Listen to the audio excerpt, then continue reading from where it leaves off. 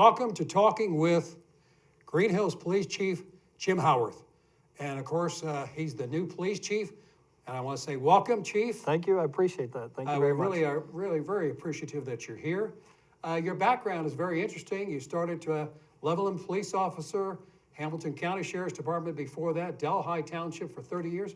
Tell us about your complete background. Yeah, that's correct. I went through the Hamilton County Sheriff's Office Police Academy back in the early 90s. Graduated from that, and then I went part-time with the city of Loveland. I was there probably about a year, a little more than a year and a half, in a part-time basis. Although it was part-time, I put in full-time hours, it seemed like. But then the opportunity came where I was able to get full-time position with Delhi Township Police Department, and that was June 9th of 1993. For those who are not familiar with Delhi Township, how big of a township is it? Delhi Township is it's approximately 31,000 residents, 10 square miles.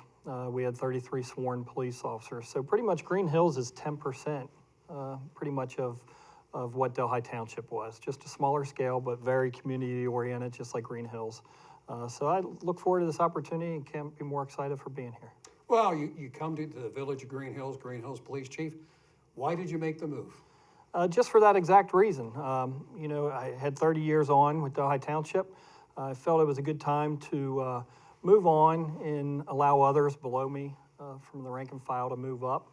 I loved it there. It's not necessarily that I wanted to leave, but I just felt like it was an opportunity. I wasn't looking just anywhere. I wasn't going to leave just for anywhere. Greenhills was very appealing to me. I know Chief Erdelman did a great job the last 10 years here in Greenhills and building the community support. Just a great job. And it was just that community feel that I like. I had that in Delhi Township, and nothing's going to change here with community in Greenhills. So I look forward to that. Well, you mentioned Chief Erdelman. Mm-hmm. Of course, I've known Neil for a number of years. Before that, he was at the Hamilton Police Department and coming over here. You had the opportunity to be able to work with him for a period of time before he retired. I did. I started September 1st. He retired October 1st. So very grateful to the council for allowing that to happen. Instead of just coming in cold and figuring out things on my own, had those 30 days to work with Neil. And that time with him was priceless. I hated to see him walk out the door October 1st. But very grateful I got to work with him that close for 30 days. Well, what does one police chief say to another in working through that 30-day period? Like he said, like when we first sat down the first day, it's, I was police chief for 15 years in Delhi Township, so kind of know the roles of a police chief. But like he said, it's just learning the Greenhills way and how we pay the bills, all different sorts of things as far as administratively inside Greenhills. So once we got that under control, I felt like everything was going well. Well, you had a message to the community, very interesting message. And part of it you talked about the Greenhills Police Department will take pride in its relationship to the community. Expand upon that, if you will. Absolutely. I'll be the first to say it, and I want to instill it and make sure all the officers know it, that if it wasn't for the community, we wouldn't exist. It's the community and the community support, which is invaluable. The community and residents and citizens can't understand how much it means to have them behind us in the Greenhills Police Department. And with that, I want to be a part of a bunch of different programs here in Greenhills. I like to implement some new things. I'd like to continue on with the great foundation that Chief Erdelman built in the Citizens Police Academy and some other programs that we have, and just expand on them. Well, I went to the city council meeting, and it's one of the keys is also for a police chief to be able to work with city council and the mayor. It seems like you're starting off on the right track. Absolutely. Everybody's been so welcoming, anywhere from the mayor all the way down to everybody on city council. Yvonne Kovic, my direct manager, direct reports, just outstanding to work for. So everybody's just been open arms, and we're all here to do the same job and work together.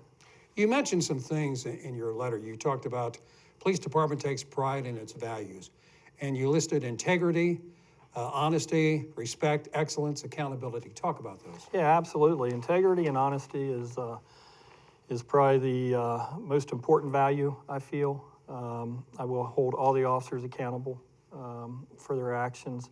And dishonesty is something I don't tolerate, whether it's on the police department or out in the field. There's just no wrong time to do the right thing. And I think I'm a firm believer that we only have our names to stand on. So anything to upset that or the integrity of an officer, people aren't going to realize if one officer does something, people aren't going to say, well, that officer, they're going to say Greenhills Police Department. We're all in it together.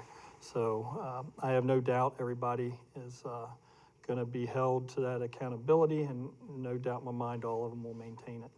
Well, accountability is critical, because when a citizen comes to you or a business owner and they have an issue and they don't get an answer, they may not like the answer, but they need to get feedback.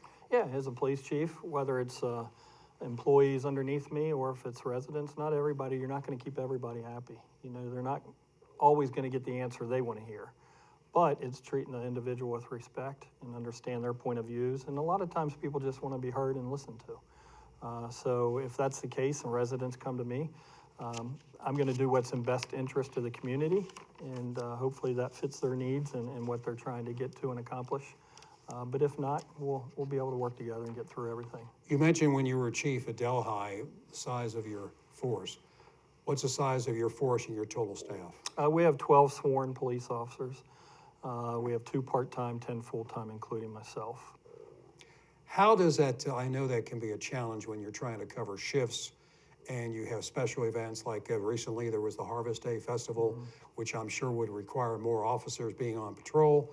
That's got to be a challenge working with that particular number. It is definitely a challenge. But everybody so far that I've seen works together. When we need something, that hasn't been an issue. Somebody stepped up and worked that off-duty detail, such as Harvest Fest. I myself was there, and it was a great time getting to know the public and getting to know the people. I also did one of the concerts in the park on the Commons, which was a great time to be introduced to people, and people came up. Like I said, the community's been great, and everything I expected and thought I was coming to has been there.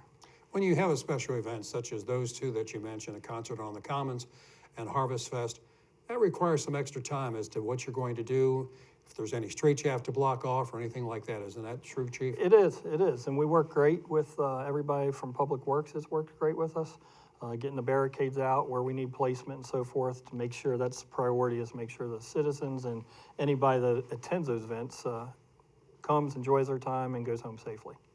Let's address the business community, because you do have businesses, of course, in Greenhills. Some of them have changed since I graduated back in '71. Quite a few have changed, but tell me about dealing with the business community and also trying to make it safe for them. Yeah, I'm trying to get out there and get to know all the business owners. Of course, that takes time. With the first month that I was here, I've worked closely with Neil, so I hadn't gotten out, but I have gotten out to meet some of them. I'd like offer the invitation to come in. If they're a business owner in Greenhills, come in and meet me.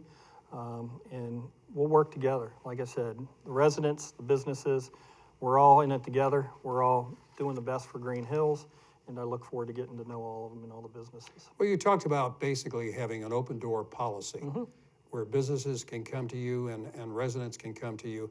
Why is that important? It's very important. Just like the residents, if it wasn't for the business community, we wouldn't exist. We're all in it for the same reasons. They have a business to do. We have a business to do as far as law enforcement, but all working together as community is vital. Well, as you take a look at fire departments and also police departments across the nation, one of the challenges that I understand is trying to get people wanting to go and become a police officer or fire department official, be a fireman. Why is that happening? The exact reason why it's happening, I'm not 100% sure, but there's no doubt it is happening. The academies and getting in law enforcement, I'm sure Neil talked to you before about it. Back when I was applying back in the early 90s, you had one position and you might have 400 or 500 people going for that one position.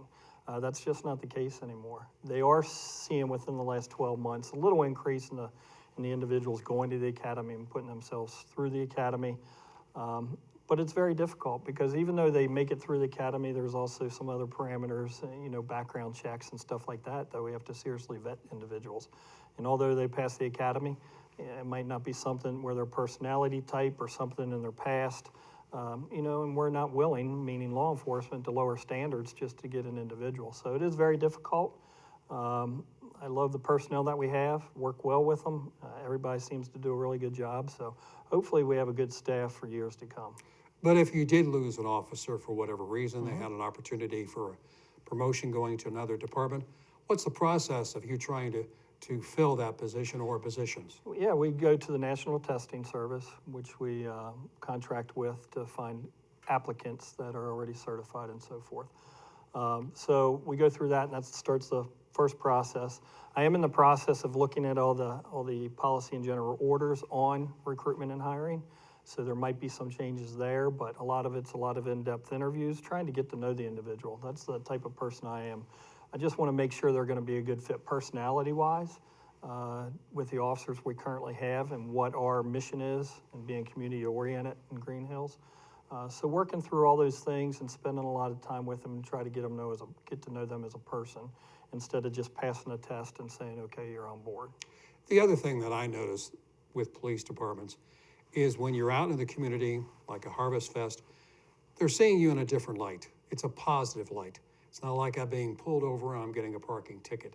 And I would think that reaching into the high schools, telling young people, as you're looking at your career path, because as you look at the situation today, not everyone's going to college. You have your career schools, your Butler Tech, et cetera. They talk about a different career path. In this particular case, is that something that you intend to do, is to reach into the high school? Absolutely, the high school, and even younger than that, to be honest with you. I mean, a lot of kids in the South Campus that are young, you know, they have dreams, whether it's just kind of like we all had, I want to be a policeman or a fireman when I grow up, but just to reach out to them. And I've already reached out to all the school districts, reached out to Winton Woods School Districts, talked to the superintendent, and I really want to make a vital effort to get into the schools. And not necessarily to disrupt anything or classes that are going on, that's very important, but get to know the staff, get to know the kids, and just let them know we're available if they would like to talk. And I'm not asking you to give any privileged information, but it's unfortunate that we're having mass shootings across this country. And there's no question that from time to time, the bad guy has gone into a school. And I'm sure there's readiness that you have to do. Do you have drills? How do you prepare for something like this? Yeah, we prepare. We have a great working relationship with both the township, Springfield Township, and Forest Park. And we do training with Forest Park a lot in the schools as far as active shooter drills and stuff like that. And it's continuous, ongoing. That's something that we can't drop our guards on. And like I said, talking to the superintendent of Winton Woods, I want to be more visible in the school. Where hopefully we could be a deterrent sometimes, you know, and it's not the fact that they're going to go in and take kids out of class. And it's just something I implemented after Sandy Hook occurred in Delhi Township, where every day, one of the day shift officers, we had 6 schools in the township. Every day, one of the officers parked the cruiser in front of the building, walked in, walked the halls, spent a few minutes in there, a little bit of time, and walked back out. It wasn't in there to try to disrupt any courses, any classes, or anything like that.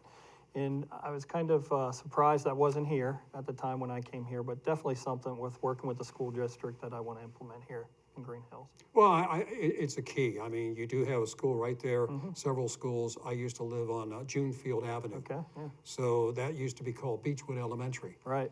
Now it's a different name. Early childhood, but still, yeah. they still have children out there, recess and everything else. And that's a challenge because you have the Winton area and everything else to make sure those schools understand about safety. Absolutely.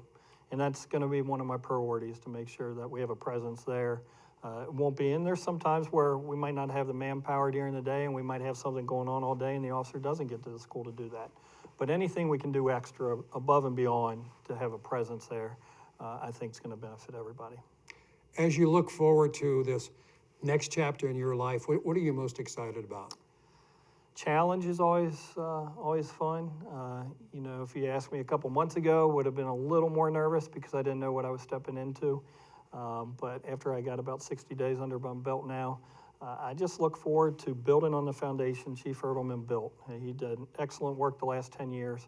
I'm not him, so I can't fill his shoes. I know he was very well thought of here in the community. I know if you ask anybody else that knows both of us, I think we're both very similar personalities, and I just want to build upon what he started. And you also talked about, and I'm not asking you to reveal it today, but you're going to put your own stamp on this program, aren't you? The police department. I'm gonna definitely do my best, yes, Well, 100%. we're looking forward to that. Appreciate it. We are here for you to work with the Greenhills Police Department as well as City Council. It's good to be back in Greenhills from my Yeah, personal welcome. perspective. Yeah, welcome. Thank you very much. And I still know how to get around the neighborhood. I haven't taken a wrong The turn roads yet. haven't changed. The roads you have know. not changed. They're still Right. the same Some roads. business names maybe, or something like The that. business has changed, the streets don't change anything else. Right. Chief- Just like everybody else. I remember when I was a kid driving down Winton Road, Johnny's Toys was always the place. We used to be able to go from Junefield on your bicycle and ride to the shopping Really, center. yeah. That was the big thing, to be able to do that. Exactly. You know, and those type of things. But Still can, very safe community. And, it is. I that's- mean, what I like about the community, it's such a warm community, and I Mm-hmm. would think that's one of the things that really attracted you to it. Absolutely, no doubt about it. Well, Chief, we thank you for being with Talking With. We've had Talking With the Greenhills Police Chief, Jim Howarth. I'm Kert Radel, the Waycross Community Government Programming Coordinator. We thank you for joining us on Talking With the Greenhills Police Chief.